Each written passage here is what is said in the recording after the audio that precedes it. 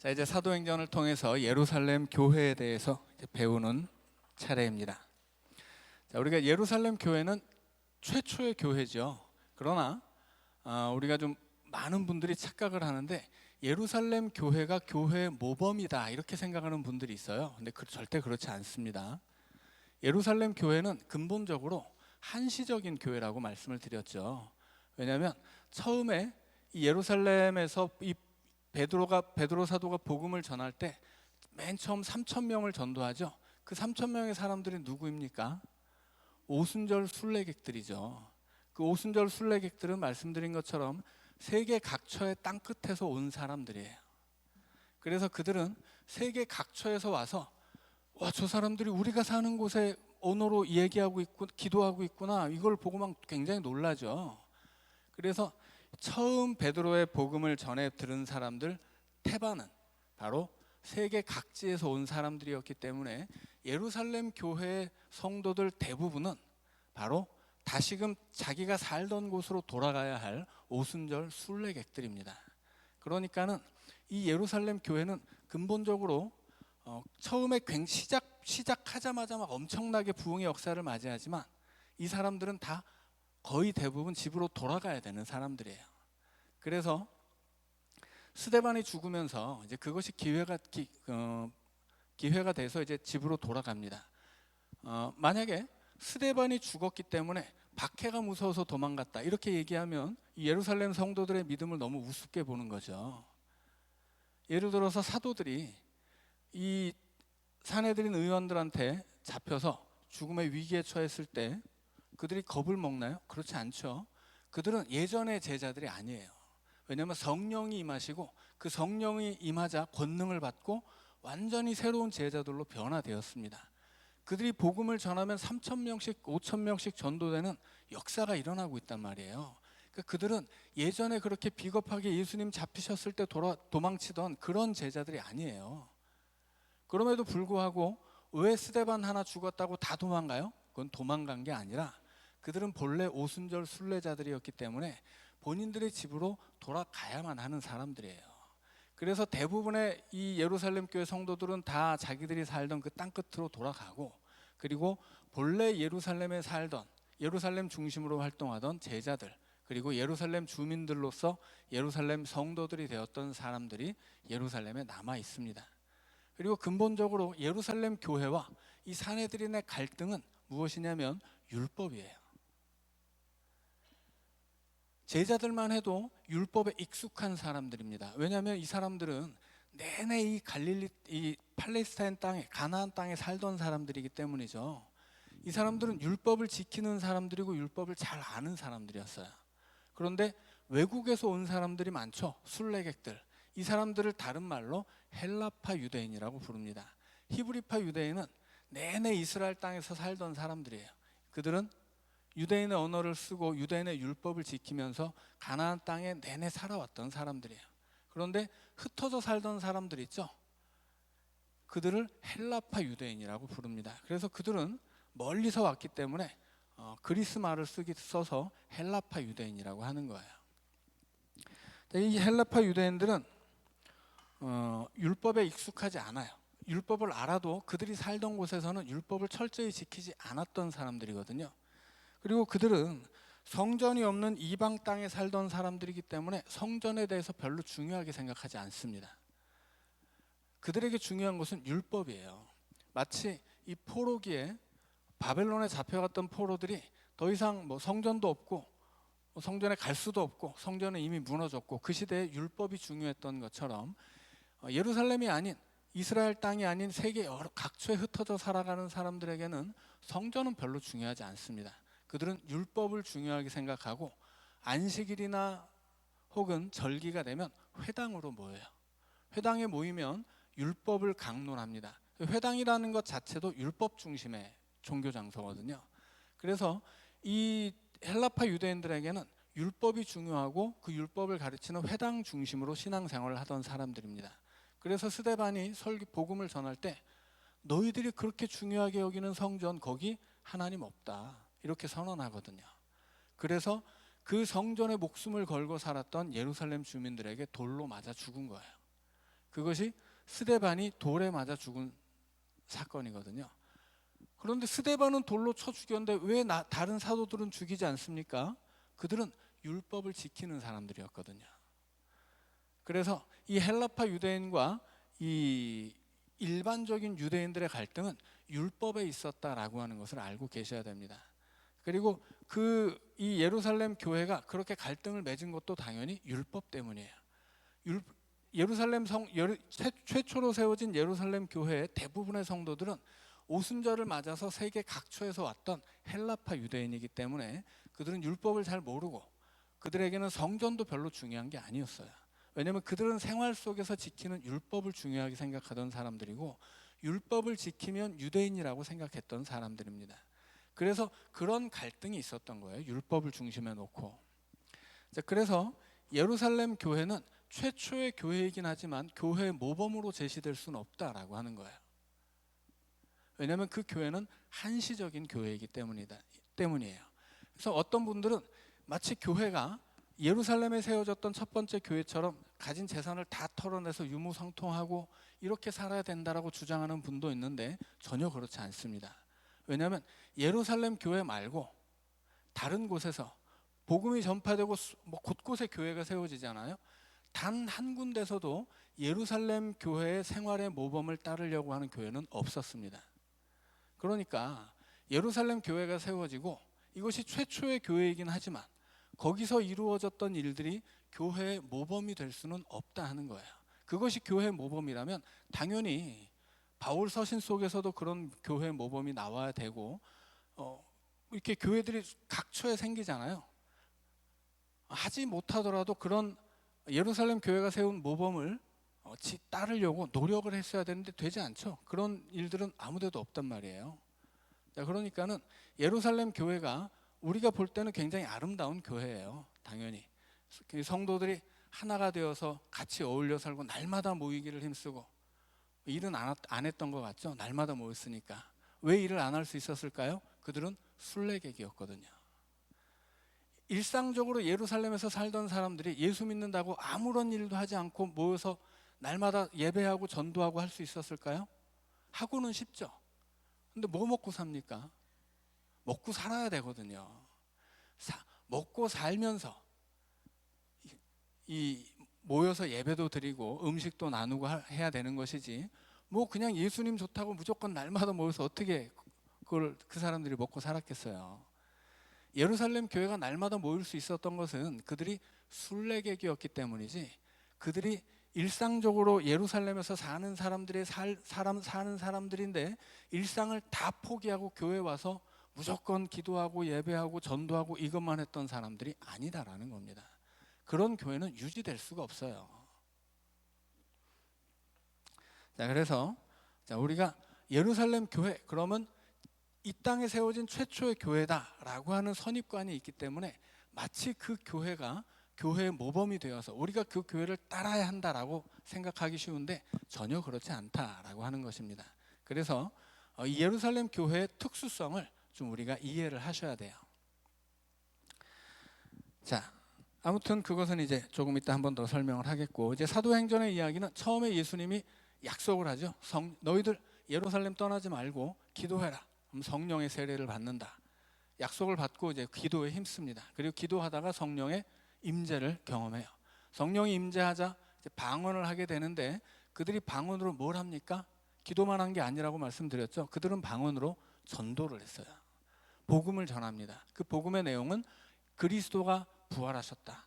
부활의 예수 그리스도를 증언한 거죠. 자, 그래서 성령이 임재하고 이제 그 성령의 세례를 받은 사람들이 예수님의 말씀대로 권능을 받고 복음의 증인이 되어서 땅끝에서 온 사람들에게 가장 먼저 복음을 전합니다. 그래서 이제 구원의 역사가 일어나는 거예요. 그래서 오순절을 맞아서 세계 각처에서 와서 사도들이 성령의 충만함을 받고 방언하는 것을 듣고 어떻게 이 사람들이 우리 동네 말을 하지? 이렇게 깜짝 놀랐던 사람들이 그 복음을 영접한 거예요. 그래서 그들이 세례를 받고 그날 신도의 수가 3,000이나 더하더라. 이렇게 기록하고 있습니다. 자, 최초의 120명의 제자들이 예루살렘에 모여서 마가의 다락방에서 기도합니다. 자, 여기에 첫날 3,000명이 전도가 되죠. 자, 그래서 세례를 받고 이제 이 사람들이 예루살렘 교회의 처음 교인들이 됩니다. 이 3,000명과 120명이 합쳐서 예루살렘 교회가 된 거예요. 이 사람들의 교회 생활에 대해서 이제 42절이 말씀하죠. 그들이 사도의 가르침을 받아 교제하고 떡을 떼며 오로지 기도하기를 힘쓰니라. 자, 이 3,120명의 사람들이 교회 생활을 하는데 처음에 뭡니까? 가르침을 받습니다.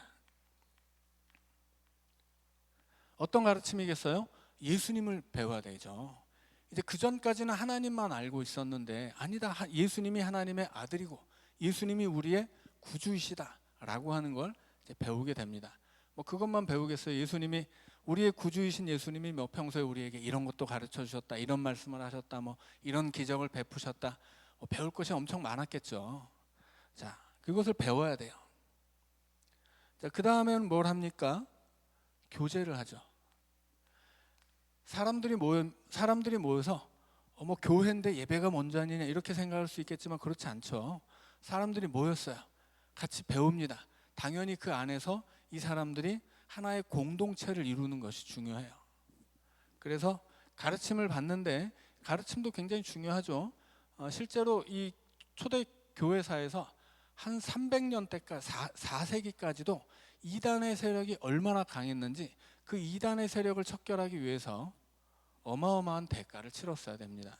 가르침을 받는 사람들이 그리스도 안에서 사랑하는 공동체를 이루고 그 공동체를 이룬 사람들이 이제 예배를 드리는 거예요. 그 예배에 대해서 떡을 떼며 라고 기록합니다.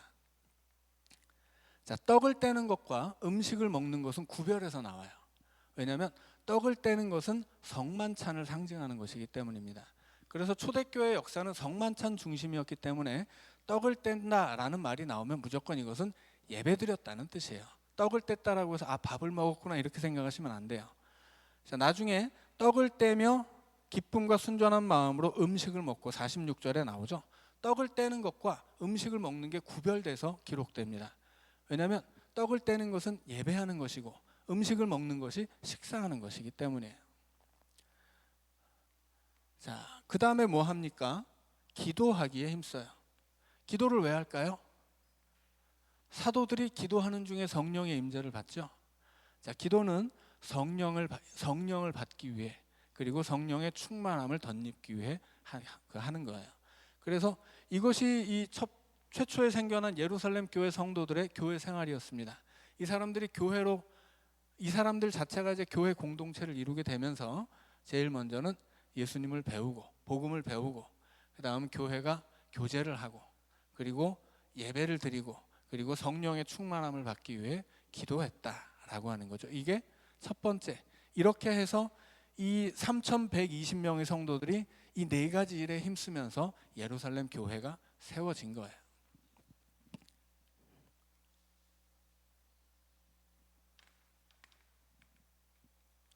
자, 새로 구입한 칠판에 이렇게 물을 한번 뿌려주면 잘 지워진다고 합니다. 자, 볼까요? 잘 지워지나?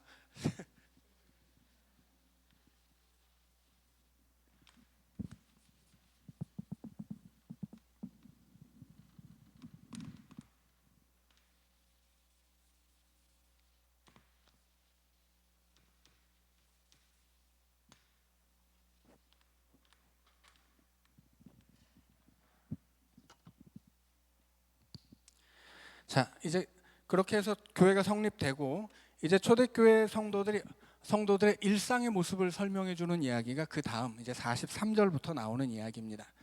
자, 사람들마다 두려워하는데 사도들로 말미암아 기사와 표적이 많이 나타나니. 자, 이것은 일단 43절의 첫 마디는 평가죠. 사람들이 두려워했다고 합니다. 평가예요. 사람들의 평가인 거죠. 자, 뒤에 가면 또 한 번 나옵니다. 사람들의 평가가 47절에 온 백성에게 칭송을 받으니. 자, 사람들이 두려워하고 교회를 두려워하고 칭찬해요. 자, 오늘날의 우리 교회는 어떻습니까? 오늘날의 우리 한국 사회 교회 사람들이 교회를 우습게 알고 비난하죠. 초대교회와 완전히 정반대예요. 초대교회는 교회를 두려워하고 칭찬했는데 오늘날의 한국교회는 교회를 우습게 보고 그리고 비난해요. 이게 참 마음 아픈 일이죠. 자, 그리고 예수님도 주께서 구원받는 사람을 날마다 더하게 하시니라. 세상 사람들이 두려워하고 칭찬하는 교회는 주님 보시기에도 아름다웠던 거죠. 그래서 거기다가 구원받을 사람을 자꾸 보내주세요. 오늘날 한국 교회는 점점 줄어들고 있어요. 세상 사람들이 우습게 보고 비난하는 교회니까. 이것이 단순히 세상이 교회를 시기하거나 혹은 우리 교회가 세상을 거슬렀기 때문에, 물론 교회는 잘해도 비난을 받습니다. 왜냐하면 교회는 세상을 거스르는 공동체, 믿음의 공동체이기 때문에 잘해도 욕먹게 돼 있어요. 자, 그러나 우리가 과연 잘해서 욕먹느냐? 아니죠. 못해서 욕먹고 있는 거예요. 그러니 구원받는 사람을 보내주시기가 어려운 거죠. 이것이 안타까운 오늘 우리 한국교회의 현실인데, 아무튼 우리가 이 사도행전을 통해서 이 땅에 세워진 교회들이 어떻게 아름다운 모습을 보여주었는지를 배운다면 우리에게도 다시 한번 그렇게 주께서 구원받는 사람을 날마다 더하게 하시는 그런 역사가 가능할 것입니다. 자, 44절에 보면 믿는 사람이 다 함께해서 모든 물건을 서로 통용했다 이렇게 이야기합니다. 자, 그리고 재산과 소유를 팔아 각 사람의 필요를 따라 나눠 주었어요.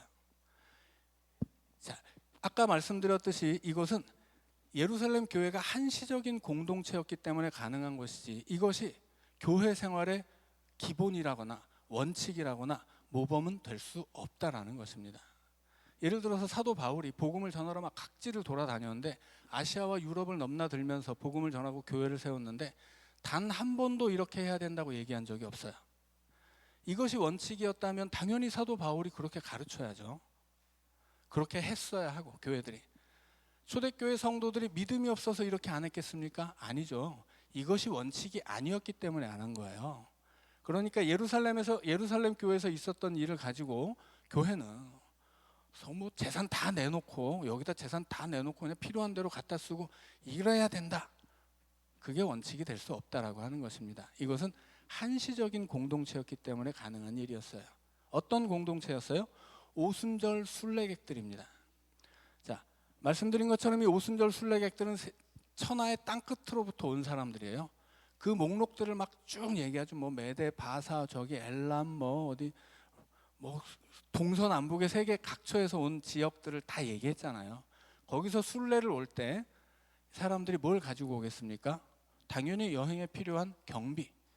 또 그 시대에는 오늘처럼 돈으로 다 해결하는 시대가 아니니까 여행을 한번 가려면 어쩌면 냄비도 들고 막 쌀도 짊어지고 이랬어야 될지도 몰라요. 여행을 한다는 것이 이 시대는 그만큼 쉽지 않은 거죠. 돈도 가져와야 되고 물건도 많이 챙겨야 됩니다.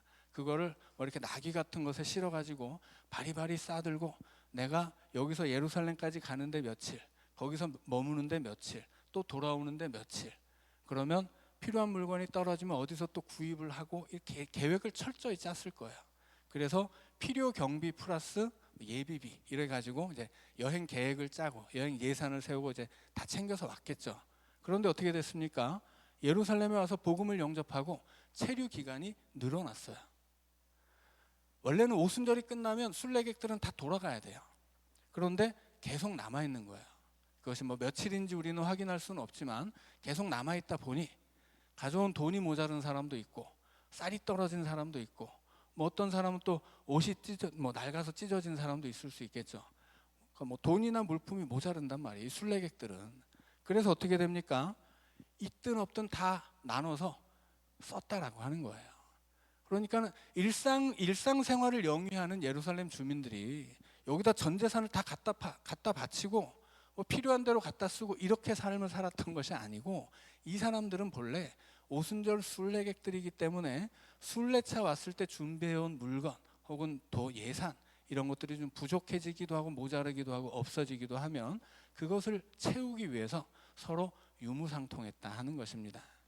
자, 그래서 초대교회는 왜 이렇게 살았는데 오늘의 교회는 왜 우리가 유무상통하지 않는가, 이렇게 생각하시면 안 된다는 거예요. 이것은 예루살렘 교회만이 가지고 있는 순례객들의 교회라는 특수성에서 나온 사건입니다. 그러나 그렇다고 해서 이것의 어떤 의미가 평가절하될 수는 없죠. 뭐 이 사람들이 순례객들이기 때문에 뭐 자기 걸 내놔도 아까운 마음이 전혀 없었겠습니까? 그렇지 않죠. 여행지에서 자기 것을 내놓는 것은 그냥 내 일상에서 내 집을 팔고 재산을 다 팔아서 내는 것과는 전혀 다른 의미이긴 하겠지만, 그럼에도 불구하고 내게 있는 것을 부족한 사람과 나누는 것은, 그것은 근본적으로 그리스도의 사랑 없이는 어려운 일이에요. 자, 그래서 이 초대교회는 순례자들의 교회인데, 그 순례자들이 서로 불편함도 있고 모자람도 있었지만 그들이 사랑으로 자기 가진 것을 나누어서 그것을 잘 극복했다 하는 이야기입니다. 이것은 마치 오병이어의 기적과 같은 거예요. 생각해 보면 이 순례자들이 어느 누구 하나 할 것 없이 체류 기간이 길어지면 당연히 누구나 돈도 떨어지고 양식도 떨어지고 필요한 물품도 없어지게 될 수밖에 없죠. 그럼에도 불구하고 자기들이 가지고 있는 그 작은 것을 나눔으로써 부족함이 없게 되었다라는 얘기를 하고 있는 것입니다. 그래서 지금 이 처음 세워진 예루살렘 교회가 유무상통하면서 서로의 필요를 채웠다 하는 이야기는 어떤 오늘 우리에게 주어지는 삶의 원리라고 받아들이면 안 되고, 이것은 초대교회가 오순절의 이 오병이어의 역사가 일어난 것이구나라고 이해하시면 훨씬 더 좋습니다. 자, 그래서 그렇게 믿는 사람들이 다 함께 있으면서 서로 부족한 물건들 서로 통용하면서 가지고 있는 것을 팔아서 각 사람의 필요를 따라 나누어 주고 그렇게 나누어 쓰게 됩니다. 그럼으로써 부족함이 없게 되는 거예요. 마치 오병이어의 기적처럼. 자, 그리고 날마다 마음을 같이하여 성전에 모이기를 힘씁니다. 자, 성전에 모이기를 힘쓰는 이유가 뭘까요? 성전에서 예배를 드리겠습니까? 그렇지 않죠. 이제 예수님이 오시고 예수가 우리의 그리스도가 되심으로써 예배는 구약 시대와 단절되게 됩니다. 자, 그래서 성전에 모이기를 힘쓰는 이유는 예배를 드리기 위해서가 아니에요.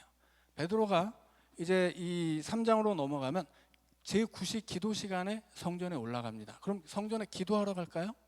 아니죠. 기도는 굳이 성전에 안 가도 돼요. 자, 처음에 사도행전이 시작할 때 기도를 어디서 했습니까? 마가의 다락방에서 했어요. 마가의 다락방에서 기도하던 성도들이 성령의 임재를 받고 엄청난 복음의 역사가 일어났죠. 그들에게 더 익숙한 기도의 장소는 성전이 아니라 마가의 다락방이에요. 자, 성전에 왜 갑니까? 구시에 기도하러 갔던 베드로와 요한이 뭘 해요? 거기서 안진뱅이를 일으키고 그 안진뱅이가 일어난 기적을 가지고서 솔로몬의 행각으로 가서 복음을 전해요. 이들이 성전에 가는 이유는 두 가지입니다. 하나는 복음을 전하기 위해서, 또 하나는 자기들의 집회를 하기 위해서예요. 자, 사도행전 5장을 한번 보실까요? 사도행전 5장 12절의 말씀을 보겠습니다. 제가 읽어드립니다. 사도들의 손을 통하여 민간의 표적과 기사가 많이 일어나매 믿는 사람이 다 마음을 같이하여 솔로몬 행각에 모이고. 자, 이건 무슨 뜻이에요? 믿는 사람들이 솔로몬 행각에 모였습니다. 이것은 그들이 여기서 집회를 했다는 이야기예요. 여기서 자기들끼리 예배를 드릴 수도 있고, 말씀을 아까 가르침 나왔었죠. 사도들에게 복음을 배울 수도 있고, 여기서 또 기도도 할 수 있는 거죠. 아무튼 이 솔로몬 행각이라는 곳이 초대교회의 집회 장소였다라고 하는 것입니다. 그 시대는 우리 교회처럼 이렇게 교회 건물이 없었기 때문에 예배를 떡을 떼는 것을 어디에서 하냐면 집집마다 떡을 뗍니다. 그런데 음식을 나눌 때는 그런 얘기가 없어요. 장소의 얘기가 없어요. 왜냐하면 음식은 집에서도 먹고 야외에서도 먹거든요. 오병이어의 기적 때 그 수많은 사람이 어디서 먹습니까? 들판에서 먹죠. 자, 초대교회 이 예루살렘 교회 안에서도 과부들이 구제를 받았다라는 이야기가 나오죠. 근데 헬라파 과부들이 소외되고 히브리파 과부들은 좀 더 많이 받은 거예요. 그런 문제가 있었죠. 그렇다는 것은 지금 이 순례자 중심의 예루살렘 교회가 식사를 전체가 모여서 할 수는 없겠지만 그래도 많은 사람들이 같이 모여서 했다는 얘기죠. 그래서 이 식사는 아무 데서나 해도 돼요. 이 시대 이스라엘 안에서는 잠도 아무 데서나 자도 됩니다. 왜냐하면 날이 따뜻하고 이 시대에는 이렇게 순례객들이 뭐 편안히 어떤 뭐 여관을 잡고 이렇게 숙소를 정할 만큼 그렇게 여유 있는 형편들이 아니었거든요. 그래서 잠도 아무 데서나 자도 되고 뭐 먹을 것도 아무 데서나 먹었어요. 그래서 식사는 그렇게 많은 사람이 모일 수 있는 야외에서 먹었을 가능성이 훨씬 큽니다. 자, 아무튼 그렇게 이 성전에 가는 이유는 두 가지예요.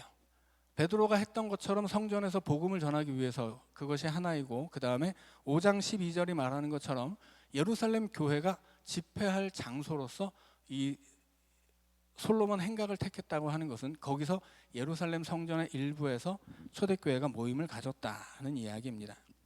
자, 참고로 이제 이 시대의 예루살렘 성전이 어떻게 생겼는지를 좀 설명을 해드리겠습니다. 자, 일단 이 시대에는 제3성전이라고 불러요. 그리고 헤롯 성전이라고도 불렀습니다. 헤롯이 기원전 20년에 제2성전, 수룹바벨 성전이라고 하죠. 바벨론 포로로 잡혀갔던 사람들이 돌아와서 이미 무너진 성전을 다시 세웠는데 그것이 제2성전이라고 불리우기도 하고, 수룹바벨 총독 시절에 세웠기 때문에 수룹바벨 성전이라고 부르기도 해요. 그런데 이게 굉장히 넓고 아주 작단 말이죠.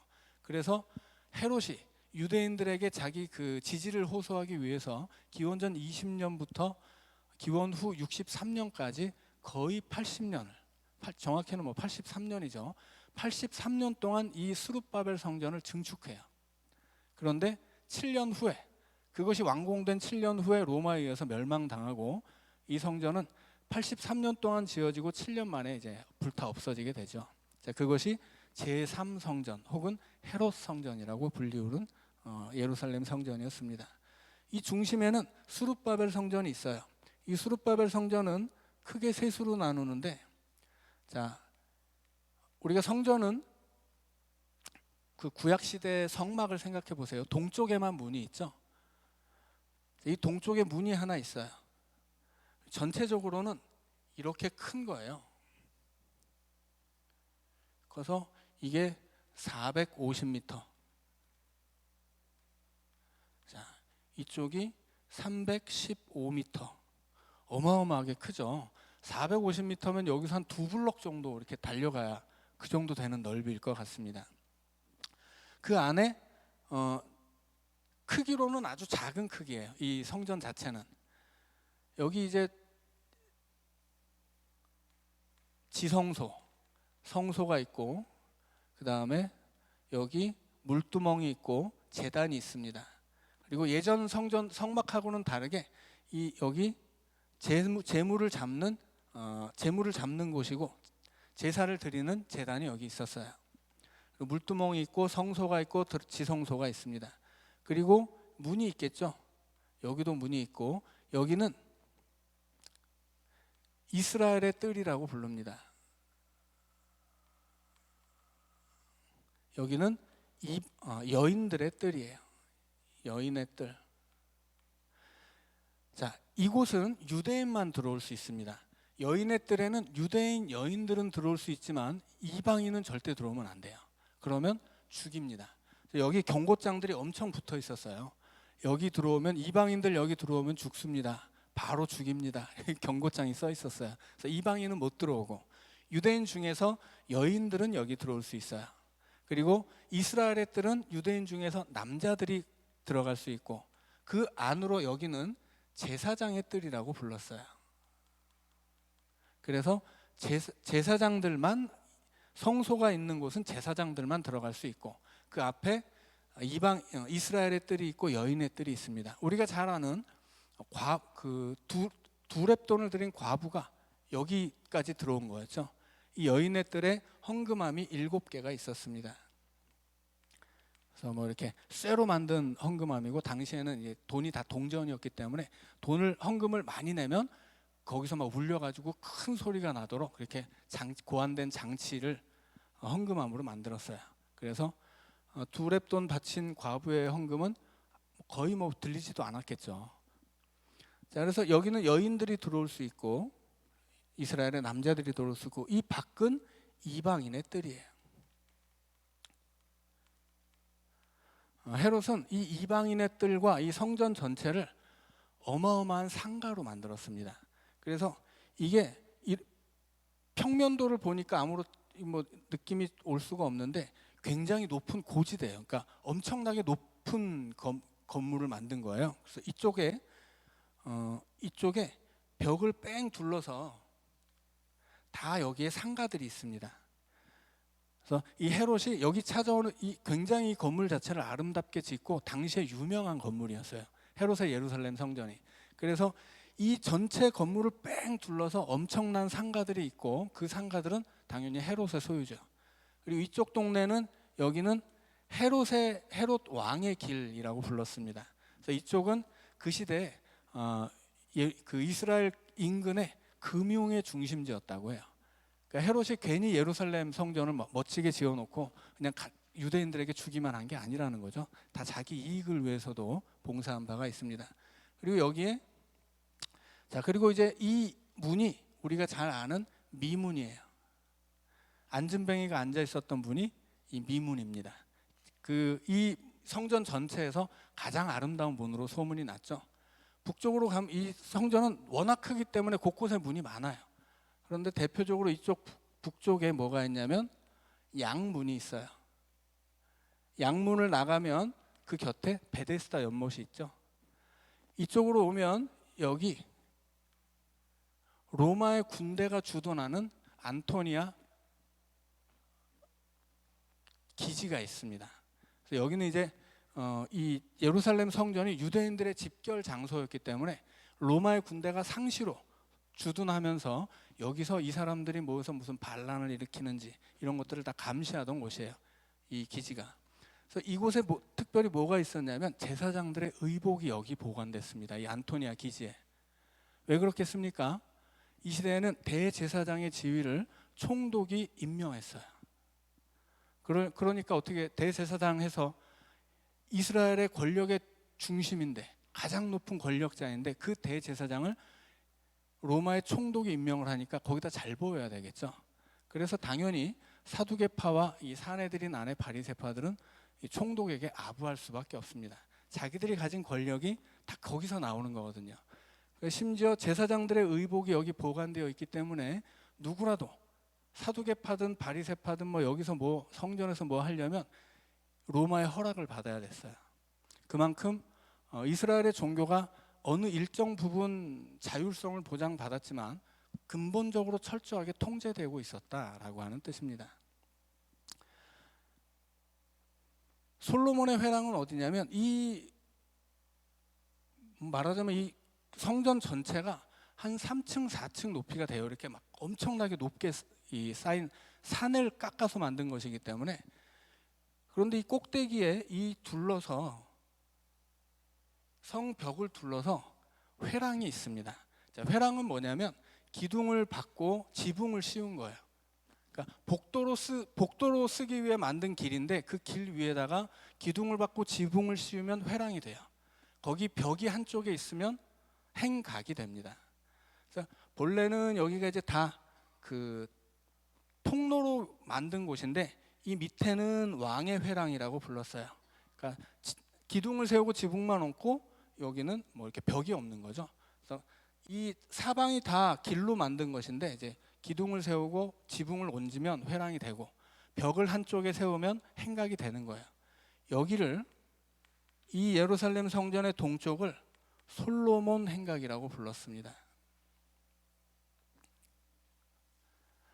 이 솔로몬 행각에서 일반적으로 유대의 랍비들이 율법을 가르쳤습니다. 그리고 요한복음에서는 예수님도 수전절을 맞아서 이 솔로몬 행각에서 사람들에게 복음을 가르치십니다. 그리고 베드로도 안진뱅이를 일으킨 다음에 솔로몬 행각에서 복음을 전해요. 그리고 나중에 솔로몬 행각에서 초대교회 성도들이 모였다 이렇게 기록되어 있는 거죠. 그래서 이 솔로몬 행각을 이용해서 성전 안으로는 들어가지 않고 초대교회 성도들이 이 솔로몬 행각에서 복음을 배워 사도들의 가르침을 받고 그리고 사도들이 또 믿지 않는 자들을 위해서 여기서 복음을 전파했다라고 알고 계시면 되겠습니다.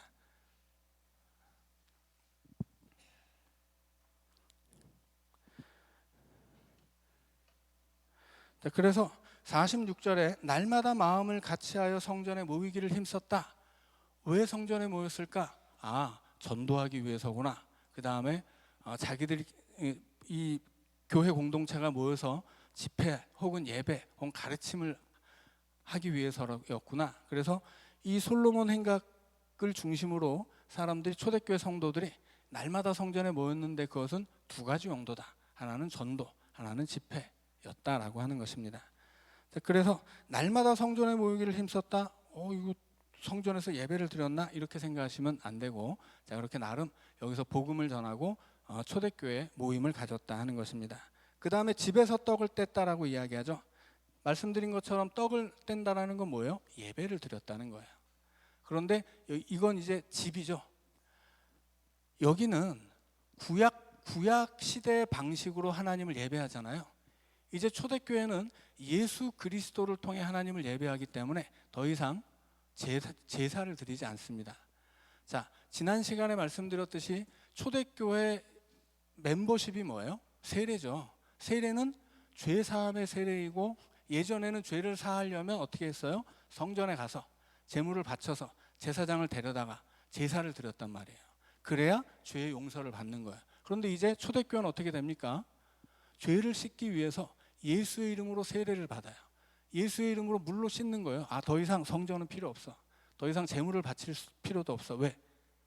예수님이 제물이 되셨기 때문이죠. 예수님이 성전이 되셨기 때문이에요. 그래서 초대교회 성도들은 더 이상은 구약시대의 제사를 드리지 않습니다. 그래서 예배는 집에서 드리는 거예요. 성전에서 드리지 않고. 그런데 집집마다죠. 이렇게 많은 사람들이 처음에 120명이었고 그 다음 3,000명 전도했으니까 수천 명이 같이 예배 드릴 수가 없잖아요. 그래서 흩어져서 이 예루살렘 교회 성도들 중에 일부는 당연히 예루살렘 주민들도 있었겠죠. 마가 요한처럼. 그래서 자기들의 집을 내놓으면 거기서 성도들이 이 집 저 집 모여서 예배를 드렸다라고 하는 것입니다. 자, 그리고 기쁨과 순전한 마음으로 음식을 먹어요. 공동 식사도 했다라고 하는 거죠. 그 공동 식사에서 어떤 사람들이 제외되는 사건이 있었기 때문에 이제 7명의 집사가 세워지는 사건도 나중에 나오게 됩니다. 자, 그렇다면 이제 장소가 나오죠. 성전, 집, 그 다음에 밥을 먹는 장소예요. 성전이라는 장소는 말씀드린 것처럼 전도를 위해, 집회를 위해 모이고, 예배를 위해서는 집집마다 성도들의 집집마다 이제 이용을 했죠. 그리고 음식은 어디서 먹었겠습니까? 대부분은 야외에서 먹었을 거예요. 마치 오병이어의 식사를 함께 나누었던 것처럼 이 집집마다 모여서 밥을 먹기에는 너무 그 가운데 이 순례자들이 어떤 사람은 좀 여유 있고 어떤 사람은 여유가 없는데 같이 먹으려고 하면 어떻게 해야 됩니까? 여튼 모여야 되거든요. 모여야 되니까 아마도 밥을 먹은 것은 야외에서 먹었을 확률이 크고, 그리고 집에서 먹는 사람들도 있었겠지만 더 많은 사람들은 야외에서 먹었을 것이다 짐작할 수 있습니다. 자, 그래서 이 초대교회 모습을 보면, 자, 이제 사도들이 복음을 전하면서 이제 기사와 표적을 많이 나타내고, 그래서 세상 사람들이 교회 공동체를 보면서 두려워하고 칭찬하고, 예수님은 구원받을 사람을 날마다 그 숫자를 더해 주십니다. 그리고 그렇게 세상의 칭찬을 받고 예수 그리스도의 인정을 받는 교회의 모습을 보니까 이 순례자들이 서로의 부족함을 서로의 가진 것으로 채워주고, 그리고 날마다 성전에 가서 전도하고 말씀 배우고 그렇게 모이기를 힘쓰고, 그 다음에는 집집마다 그렇게 예배드리기를 힘쓰고, 또 같이 모여서 부족하나마 음식을 나누고 했던 공동체가 예루살렘 교회입니다. 자, 그래서 이 예루살렘 교회는 이 땅에 세워진 최초의 교회이고, 또 대단히 아름답고 성령의 역사가 강하게 나타나는 교회죠. 우리가 배울 점들이 굉장히 많아요. 그런데 이 예루살렘 교회의 특징 중에 유무상통하는 부분이 너무 이미지가 강하기 때문에 많은 사람들이 예루살렘 교회 하면 그 유무상통, 마치 무슨 공산주의처럼 그렇게 살았던 것만 기억하는 분들이 많아서 그것은 마치 이 오병이어의 기적 같은 것이, 이제 그 복음 안에서 하나된 공동체가 오병이어의 기적을 날마다 경험했다는 얘기를 하는 것이지, 오늘 우리가 배워야 되는 무슨 공산주의 같은 그런 삶의 방식은, 그런 원칙은 아니다라고 하는 것을 기억하시고, 그럼에도 불구하고 이 교회를 통해 우리가 꼭 배워야 하는 것은 뭐예요? 성도들이 모인 교회, 여기에는 성령의 역사가 있어야 되는구나. 성령의 역사가 있으면 이렇게 복음이 전파되고, 그 교회 성도들은 서로의 부족함을 서로가 채우고, 그렇게 날마다 모이기를 힘쓰고 또 배우기를 힘쓰며, 그들이 예배에 힘쓰고 함께 음식을 나누며 사랑하는 공동체구나. 그러니까 세상 사람들도 칭찬하고 우리 주님도 인정하는 교회가 되어서 이렇게 부흥의 역사가 일어났구나 하는 것을 우리가 알면 되겠습니다. 자, 여기까지 하고 오늘은 배우고자, 다음 시간에는 지금 예루살렘 교회에 관한 이야기는 이제 비슷한 이야기가 반복돼서 나오기 때문에, 또 다음 시간에 이 교회가 어떻게 발전되어 가는지는 또 다른 본문에서 설명을 하도록 하겠습니다. 기도하고 마치죠. 사랑의 주님, 오늘 우리의 교회도 세상 사람들이 두려워하며 칭찬하는 교회, 주님이 인정하시며 날마다 구원받는 성도들을 보내주시는 교회가 되게 하여 주시옵소서. 오늘 우리 안에도 성령의 임재와 그 성령의 충만함이 있게 하시고, 우리 안에서도 성령의 능력으로 일어나는 놀라운 복음과 구원의 역사들이 일어나게 하여 주시옵소서. 예수님 이름으로 기도하옵나이다.